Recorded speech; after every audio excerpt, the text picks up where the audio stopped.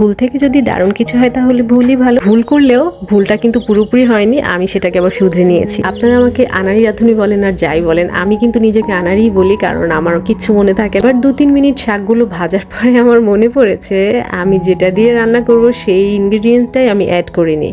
আসসালামু আলাইকুম, hello everyone, কেমন আছেন সবাই? আমি আছি আলহামদুলিল্লাহ ভালোই। কত রকম ভাবে তো লাউ শাক খেয়েছি। লাউ শাক যে এভাবে খেতে এত মজা সেটা রান্নাটি করার পর বুঝেছি। কেটে ধুয়ে লাউ শাকগুলো হাঁড়িতে নিয়ে নিয়েছি। এরপরে কিছুটা রসুন কুচি, পেঁয়াজ কুচি, কাঁচামরিচ কুচি আর হালকা একটু তেল দিয়ে চুলার আঁচটা অন করে দিয়েছি। এবার একটু নেড়ে নিয়ে ঢেকে দিচ্ছি। ঢেকে খুব অল্প সময় পর্যন্ত অপেক্ষা করলেই দেখা যাবে লাউ শাকগুলো একদম কমে এসেছে এবং নিচের দিকে নেমে এসেছে। তখন ভালো করে মিক্স করে নেব আর লাউ শাক পাতাগুলো সেদ্ধ করে নেব। এখানে কিন্তু কোনো রকম পানি ইউজ করা হয়নি, অনেক বেশি পানি বের হবে লাউ শাক থেকে। মোটামুটি 10 থেকে 12 মিনিট সেদ্ধ করলেই কিন্তু দেখা যাবে লাউ শাকগুলো খুব প্রপারলি সেদ্ধ হয়ে গেছে, একদম কমে এসেছে।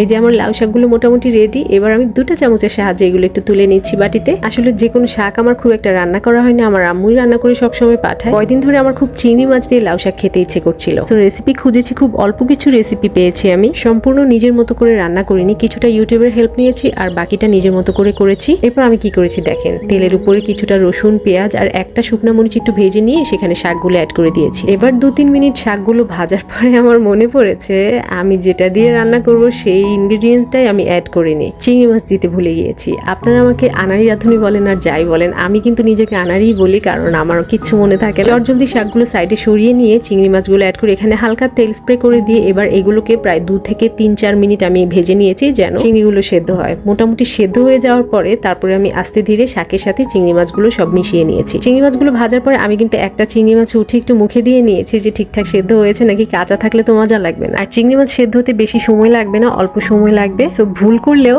ভুলটা কিন্তু পুরোপুরি হয়নি, আমি সেটাকে আবার শুধরে নিয়েছি। এভাবেই টানা 5 থেকে 6 মিনিট চিংড়ি মাছের সাথে শাকগুলো সুন্দর মতো মিক্স করে দিয়ে রান্নাটা কমপ্লিট করতে হবে। শাকে অনেকে অনেক বেশি করে তেল দেয়, আমি কিন্তু কোনোটাই করিনি। আমার তেল নর্মালি সবকিছুতেই কম খাওয়া হয়। ভাবছিলাম কম তেলের রান্নাটা কেমন হবে, সেটা ভাবতে ভাবতেই একটা চিংড়ি মুখে দিয়ে দেখেছি লবণ একটু কম লাগছে। পরে আমি উপর দিয়ে একটু লবণ ছিটিয়ে নিয়েছি। এরপর আবার একটু ভালো মতো 2 মিনিটের মতো মিক্স করে নিলে কিন্তু আমার চিংড়ি মাছ দিয়ে লাউ শাক রান্না করা হয়ে যাবে। আমি রান্না করছি আর ভাবছি যে আমি তো ভালো মতো ভুল করেছি, চিংড়ি মাছ পরে দিয়ে দিয়েছি, কেমন জানি হয়। খেতে যেমনই হয় না কেন, আশা ছিল চিংড়ি মাছ দিয়ে রান্না করবো, রান্না করেছি। এবার আমি সাদা ভাতের সাথে এখন এগুলোকে খেয়ে দেখবো কেমন করে রান্না করেছি আমি। সাদা ভাতের সাথে যে কোনো শাক কিন্তু খুব মজা লাগে খেতে, তাই না? আর সেটা যদি হয় পছন্দের শাক ভাজি তাহলে তো কথাই নেই। বিসমিল্লাহ বলে আমি আমার প্রথম লোকমা নিয়ে মনে হয়েছে যে ভুল থেকে যদি দারুণ কিছু হয় তাহলে ভুলই ভালো, কারণ সত্যি সত্যি চিংড়ি মাছ দিয়ে লাউ শাক রান্না মজা লেগেছে আমার কাছে।